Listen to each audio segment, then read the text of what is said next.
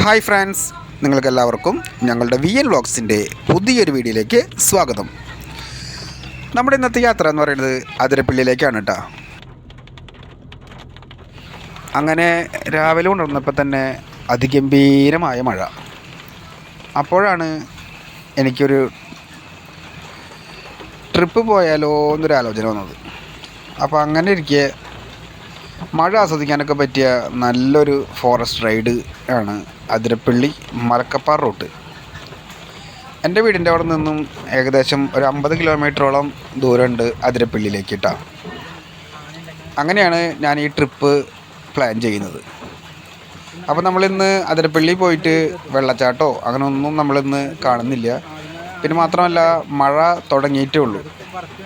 ഇത് വേനൽ മഴയാണ്, മഴക്കാലം ആവുന്നതേ ഉള്ളൂ. ഇപ്പോൾ ഈ കാണുന്ന പ്രദേശവും ആനയുടെ പ്രസൻസ് ഉള്ള നല്ലൊരു ഏരിയ തന്നെയാണ്. അവിടെ ഫോറസ്റ്റിൻ്റെ വക വഴിയാത്രക്കാർക്ക് ആനയുണ്ടെങ്കിൽ സൂചന നൽകുന്ന ഒരു ബോർഡും അതുപോലെ തന്നെ ഒരു ഇലക്ട്രിക്കൽ വർക്ക് ചെയ്യുന്ന ബോർഡാണ് കേട്ടോ അത്. അപ്പോൾ അവിടെ ഉണ്ട്. അപ്പോൾ ഇതിൽ പോകുന്നവരുണ്ടെങ്കിൽ അതൊക്കെ ഒന്ന് ശ്രദ്ധിക്കുക. പിന്നെ അതുമാത്രമല്ല, നമുക്കൊന്ന് ആനയെ കാണണമെന്ന അതിയായ മോഹവും ഈ യാത്രയുടെ പിന്നിലുണ്ട് കേട്ടോ. അങ്ങനെ ഞങ്ങൾ ഏഴാറ്റുമുഖം സ്ഥലത്തെത്തി. അങ്ങനെ നമ്മുടെ കഥാനായകൻ്റെ ഏകദേശം ലൊക്കേഷനിലേക്ക് ഞങ്ങൾ എത്തി. അപ്പോൾ ആ റോഡ് സൈഡിൽ തന്നെ ഒരു പന കുത്തിമറച്ചിട്ടിട്ടുണ്ട്. അപ്പോൾ ഈ പന കഴിക്കാനായിട്ട് ആനകൾ ഒന്നില്ലെങ്കിൽ രാവിലെയോ അല്ലെങ്കിൽ വൈകിട്ടോ ഒക്കെ ആയിരിക്കും എത്തുക. അപ്പോൾ അങ്ങനെ പനയൊക്കെ മറിച്ചിട്ടതൊക്കെ കണ്ട് ആനയൊന്നും അവിടെ കണ്ടില്ല. അപ്പോൾ നിരാശയോട് കൂടി തന്നെ ഞങ്ങൾ വീണ്ടും മുന്നോട്ട് യാത്ര പോയി.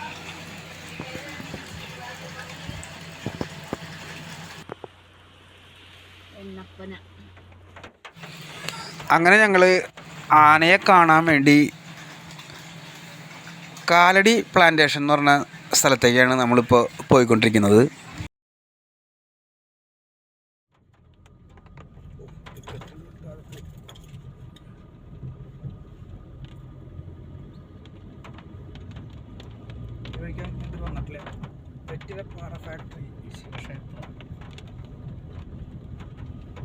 അവിടെ ഒരു ചെക്ക് പോസ്റ്റ് വരുന്നുണ്ട് കേട്ടോ. അപ്പോൾ അവിടെ നിന്ന് നമുക്ക് ഒരു ടിക്കറ്റ് എഴുതി തരും. ഇത് നമ്മൾ മലക്കപ്പാറ പോകുന്നത് പോലെ ഇവിടെ നിന്ന് വാഴച്ചാലിൽ നിന്ന് ടിക്കറ്റ് കിട്ടി അത് അപ്പുറത്ത് മലക്കപ്പാറ കൊണ്ടുപോയി കൊടുക്കേണ്ട ഒരു നിയമോശം ഉണ്ടല്ലോ. ഈ റൂട്ടിൽ അതൊന്നുമില്ല. നമ്മൾ ഈ ഫോറസ്റ്റിലേക്ക് എൻ്റർ ചെയ്യുമ്പോൾ ഒരു ടിക്കറ്റ് ഫോറസ്റ്റിൻ്റെ വക നമുക്ക് തരും. അപ്പോൾ നമ്മൾ ഫോറസ്റ്റിൻ്റെ അനുമതിയോട് കൂടി തന്നെയാണ് ഇങ്ങോട്ടേക്ക് കടക്കുന്നത് എന്നുള്ളൊരു തെളിവ്, അത്രയേ ഉള്ളൂ. അപ്പോൾ നമുക്ക് എത്ര ദൂരം പോകണം അല്ലെങ്കിൽ എന്തോരം ദൂരം പോകണം എന്നതൊക്കെ നമുക്ക് തന്നെ തീരുമാനിക്കാം. എപ്പോൾ തിരിക്കണം എന്നുള്ളതൊക്കെ നമുക്ക് തന്നെ തീരുമാനിക്കാം. അങ്ങനെ ഞങ്ങൾ ഈ വഴിക്ക് ആനയെ തേടി തന്നെ ഇങ്ങനെ പോയിക്കൊണ്ടിരുന്നു. ഏകദേശം ഒരു 5-10 കിലോമീറ്ററോളം ഞങ്ങളങ്ങോട്ട് പോയി. പിന്നെ വഴിയിൽ കണ്ട ഒരു ചേട്ടനോട് ഞങ്ങൾ ചോദിച്ചു, ആനയെങ്ങാനും ഈ പരിസരത്തുണ്ടോ അല്ലെങ്കിൽ ഇന്നലെയോ മിനിഞ്ഞാന്നോ അങ്ങനെ എന്തെങ്കിലും ആനയെ കണ്ടിരുന്നോ എന്ന് ചോദിച്ചു. അപ്പോൾ അയാൾ പറഞ്ഞു, ഈ സമയത്തൊന്നും ആന ഉണ്ടാവില്ല. ആനയെ കാണണമെങ്കിൽ ഒന്നില്ലെങ്കിൽ രാവിലെയോ വൈകിട്ടോ മാത്രമേ ആനയെ കാണാൻ പറ്റുള്ളൂ എന്നാണ് ആൾ പറഞ്ഞത്. അങ്ങനെ ഞങ്ങൾ പിന്നെ മുന്നോട്ട് പോയപ്പോഴാണ് അവിടെ ഒരു അങ്കണവാടി കണ്ടത്. പെട്ടെന്ന് കണ്ടപ്പോൾ ഒരു അത്ഭുതമൊക്കെ തോന്നി. ഇത്രയും ഘോരവനം എന്നൊക്കെ വിശേഷിപ്പിക്കാവുന്ന തരത്തിലുള്ള ഒരു പ്രദേശമാണ് ഇവിടെ. ആനയൊക്കെ ഉണ്ട്, അതുപോലെ തന്നെ പുലിയും ഒക്കെ ഉണ്ടാകുമായിരിക്കും. അവിടെ അംഗനവാടി കണ്ടപ്പോൾ കൊച്ചുകുട്ടികളൊക്കെ ഒന്ന് പഠിക്കുന്ന ഒരു സ്ഥാപനമാണല്ലോ. അപ്പോൾ പെട്ടെന്നൊരു നമുക്കൊരു ഉൾക്കൊള്ളാൻ പറ്റാത്ത രീതിയിലുള്ളൊരു ഫീൽ നമുക്ക് തോന്നി. അവിടെയുള്ള ആളുകളും ഇതൊക്കെ ആയിട്ടുള്ള അഡ്ജസ്റ്റഡ് ആയിരിക്കും. അത് നമ്മളായാലും ഒരു പ്രതികൂല സാഹചര്യമായിട്ട് നമ്മളും അങ്ങനെ അഡ്ജസ്റ്റ് ചെയ്ത് പോകുമായിരിക്കും. അപ്പോൾ അതൊക്കെ പോട്ടെ. അപ്പോൾ അങ്ങനെ ഞങ്ങൾ വീണ്ടും ആനയെ തേടി തന്നെ വീണ്ടും യാത്ര തിരിച്ചു. അങ്ങനെ ഒരുപാട് ദൂരം പോയപ്പോൾ ആനയൊന്നും കണ്ടില്ല. അപ്പോഴാണ് എനിക്ക് മേഘം സിനിമയിൽ മമ്മൂട്ടി പറയുന്ന ഡയലോഗ് ഓർമ്മ വന്നത്. ആനയുണ്ട്, പുലിയുണ്ട് എന്നൊക്കെ പറഞ്ഞിട്ട് ഒരു പൂച്ചയെ പോലും കാണാനില്ലോ എന്ന് പറഞ്ഞില്ലേ മമ്മൂട്ടി. അതേപോലെ ആനയൊന്നുമില്ല. അങ്ങനെ ഒരുപാട് ദൂരം പോയപ്പോഴാണ് ആനയുടെ ഒക്കെ പ്രസൻസ് ഉള്ള ഒരു സ്ഥലത്തെത്തി. അവിടെ ഇരുവശവും റോഡിൻ്റെ സൈഡിൽ എന്താ പറയുക, ഇലക്ട്രിക്കിൻ്റെ പോസ്റ്റ്, എന്താ പറയുക, കമ്പികളൊക്കെ സ്ഥാപിച്ചിട്ടുണ്ട്. ഡിഫെൻസിങ്ങോ അങ്ങനെ എന്തൊക്കെയല്ലേ പറയാം. അപ്പോൾ നിങ്ങൾക്ക് കുറച്ച് കഴിയുമ്പോൾ കാണാം. ഇവിടെ ആനകൾ വന്നു കഴിഞ്ഞാൽ കിടക്കാതിരിക്കാനുള്ള കമ്പിയിൽ കിട്ടുന്നുണ്ട് കേട്ടോ, മറ്റേ ഇലക്ട്രിക്കിൻ്റെ രണ്ട് സൈഡിലുണ്ട്.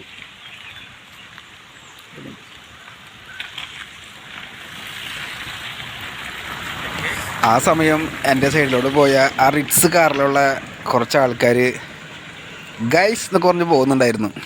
അവർക്കത് കണ്ടപ്പോൾ മനസ്സിലായിണ്ടാവും ഞാനൊരു യൂട്യൂബറാണെന്നും വ്ളോഗ് ചെയ്യണമെന്നും അവർക്ക് തോന്നിയെന്നാണ് തോന്നുന്നത്.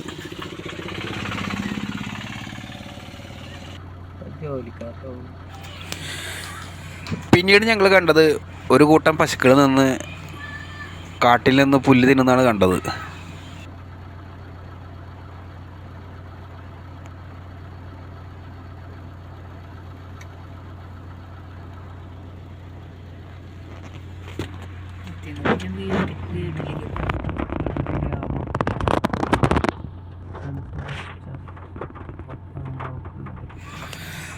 പിന്നെ ഒരു ബോർഡൊക്കെ കണ്ടു, മലയാറ്റൂർ അതുപോലെ അങ്കമാലി എന്നിടത്തൊക്കെ പോകുന്ന കാണിച്ചുകൊണ്ടുള്ളൊരു ഏരോ മാർക്കുള്ളൊരു ബോർഡാണ് കണ്ടത്. അങ്ങനെ അവിടം വരെ ഞങ്ങൾ ആനയെ തേടി പോയുള്ളൂ. അത് ഞങ്ങൾ വീണ്ടും തിരിച്ച് ഇങ്ങോട്ടേക്ക് തന്നെ പോന്നു. അപ്പോഴാണ് നമ്മുടെ ഏഴാറ്റുമുഖം ഭാഗത്തെത്തിയപ്പോൾ എണ്ണക്കുരുക്കളെന്നുകൊണ്ട് ഇത് കായോ എണ്ണക്കായോ എന്താണെന്ന് പറയുന്നത് അറിയില്ല, എണ്ണക്കുരുവും കൊണ്ട് ലോഡായിട്ട് പോകുന്ന ഒരു വണ്ടി. അതിൽ നിന്നാണ് എണ്ണ എടുക്കുന്നത് കേട്ടോ. അതും കണ്ടു കഴിഞ്ഞ് പിന്നെ പോയത് ഞങ്ങൾ ചാർപ്പ വാട്ടർഫാൾസ് കാണാനാണ്. ഞാൻ ഇതിക്ക് മുമ്പ് ചെയ്ത വീഡിയോയിൽ ചാർപ്പ വാട്ടർഫാൾസിൻ്റെ ഒട്ടും തന്നെ വെള്ളമുണ്ടായിരുന്നില്ല കേട്ടോ. ഇപ്പം ഈ പെട്ടെന്നുണ്ടായ ഒരു ചെറിയൊരു മഴയ്ക്ക് തന്നെയാണ് ഇപ്പം ഇത്രയും അധികം വെള്ളം ചാർപ്പ വാട്ടർഫാൾസോട് ഒഴുകിക്കൊണ്ടിരിക്കുന്നത് കേട്ടോ.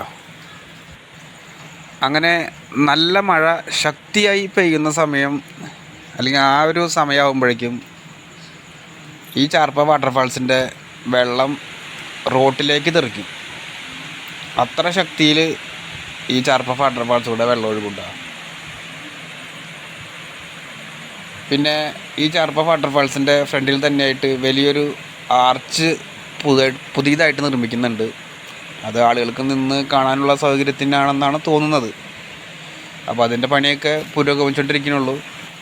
അത് എത്രയും പെട്ടെന്ന് വരട്ടെ എന്ന് നമുക്ക് പ്രതീക്ഷിക്കാം.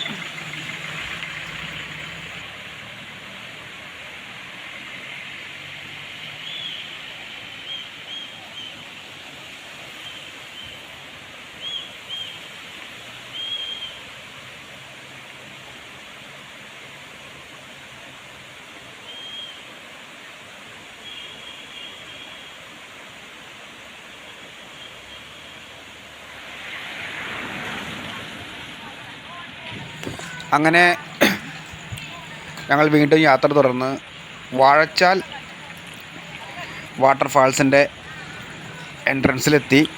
നമ്മൾ നേരത്തെ കണ്ട ഒരു ബോർഡ് ഉണ്ടല്ലോ, അതെന്താണെന്ന് വെച്ച് കഴിഞ്ഞാൽ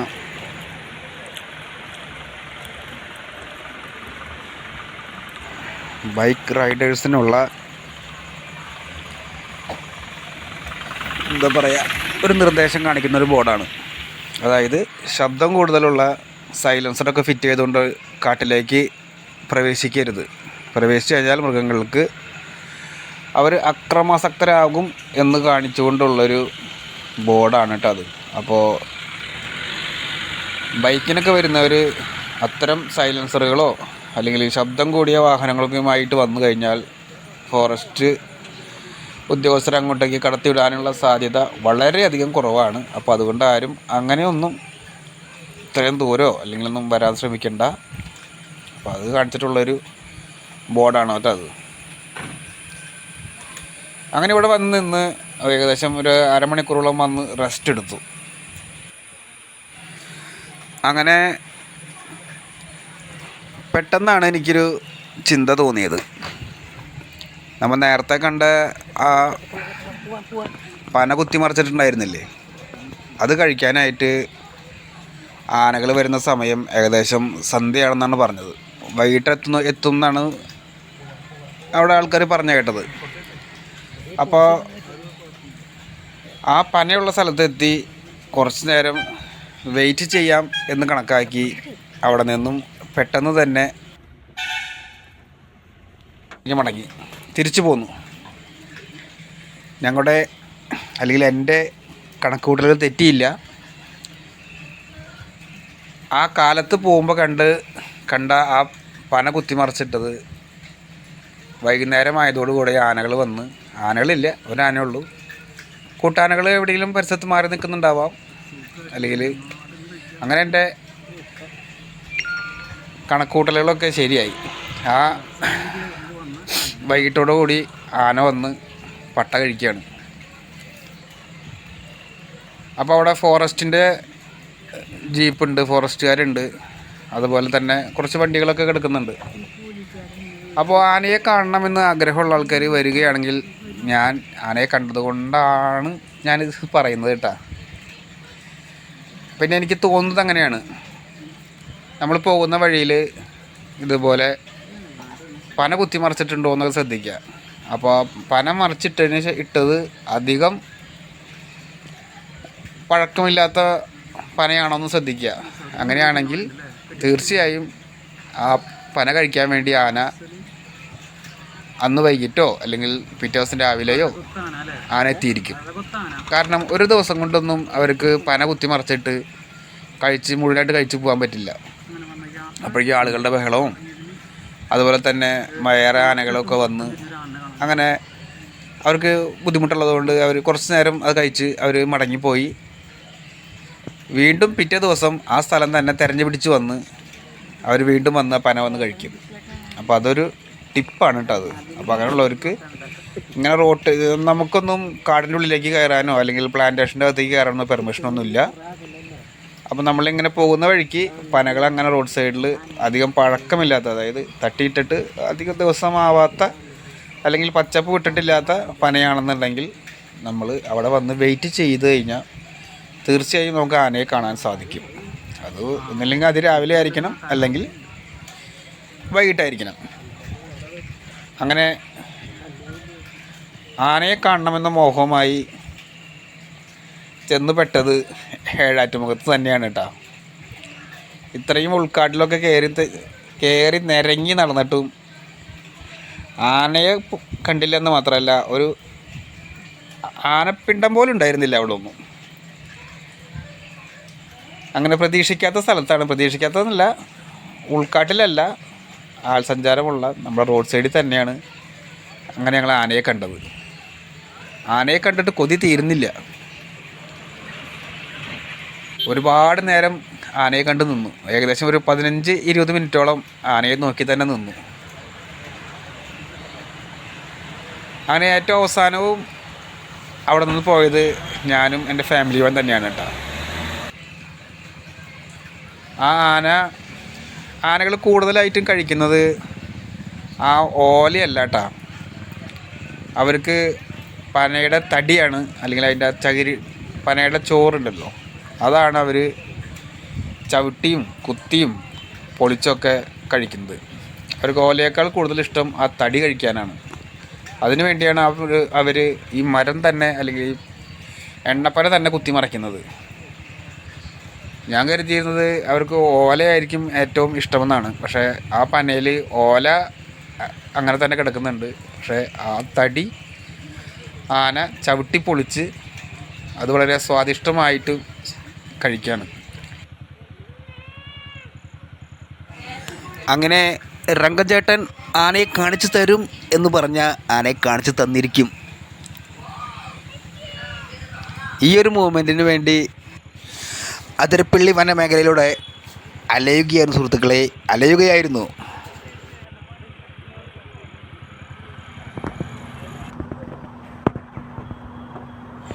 അങ്ങനെ കുറച്ച് കഴിഞ്ഞപ്പോൾ കുറച്ച് ആളുകൾ, അത് 2 പേരിട്ടാ, അവരവിടുത്തെ പരിസരവാസിലാണെന്ന് തോന്നുന്നു, അവരെന്തോ പടക്കമോ മറ്റോ പൊട്ടിച്ച് ആനയെ കാട് കയറ്റി.